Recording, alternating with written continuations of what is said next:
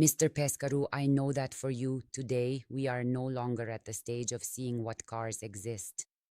You have driven the Xpeng G6, you have tested the Omoda 9, and I know you have come very close to a decision for the BYD Seal U.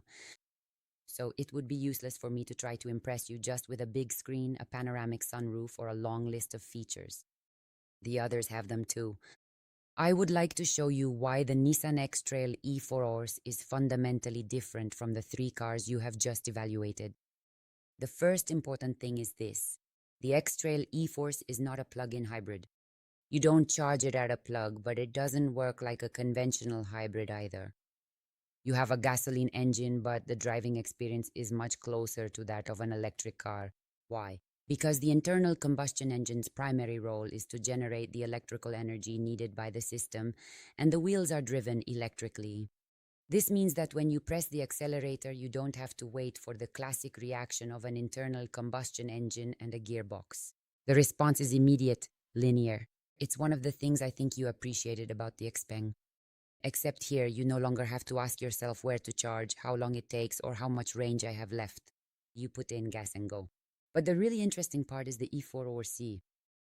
This Xtrail has electric all-wheel drive. We have an electric motor for each axle, and the system can very quickly control the distribution of power between the front and the rear. And this is where Nissan brings its experience as a car manufacturer, not just an electrification solution. On wet roads, on snow, in a turn, or when you accelerate harder, the system constantly manages the car's traction and stability.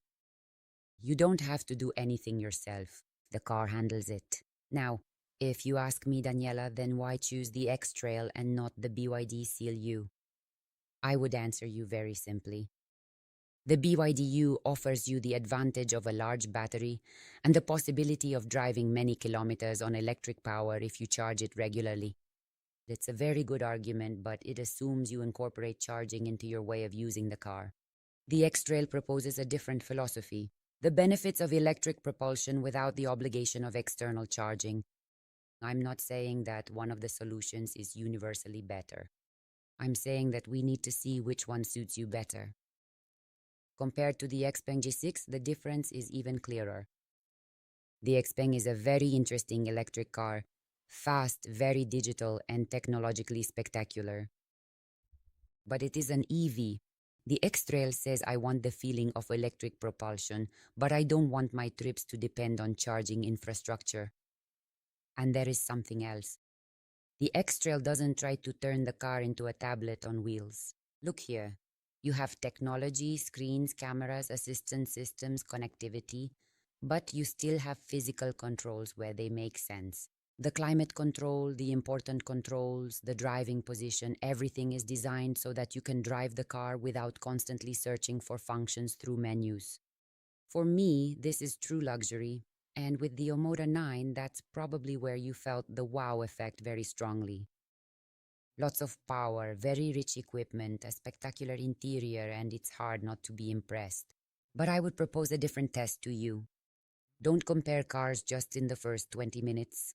Ask yourself, with which one of them would I want to drive 700 kilometers in a day?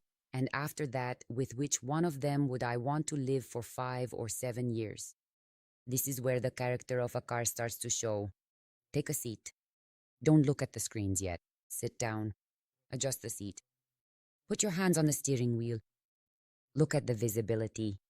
Look at how naturally your hand reaches the important controls. Now imagine we are not in the showroom. It's 10 p.m. You have already been driving for 4 hours. You still have 200 kilometers to go until you get home. That's when you discover if a car is just impressive or if it's truly good. The Xtrail doesn't try to win the contest for the biggest screen. Instead, it offers you plenty of interior space, exceptional comfort, a capable electric all-wheel drive system, serious safety systems to keep you protected, and a very interesting, highly efficient powertrain. And it has something else that's hard to put in a table. Maturity. Nissan has been building SUVs and all-wheel drive systems for a very long time, and the Xtrail is the result of this experience adapted to the age of electrification. I wouldn't ask you today to give up on BYD, nor would I try to convince you that Xpeng or Omoda are wrong choices. I would do something else. I would give you the key and tell you to drive the Xtrail exactly the way you drove the others. City, beltway, national road, a few overtakes, a rougher road, an incline, some curves, and if possible, drive it long enough to make up your mind.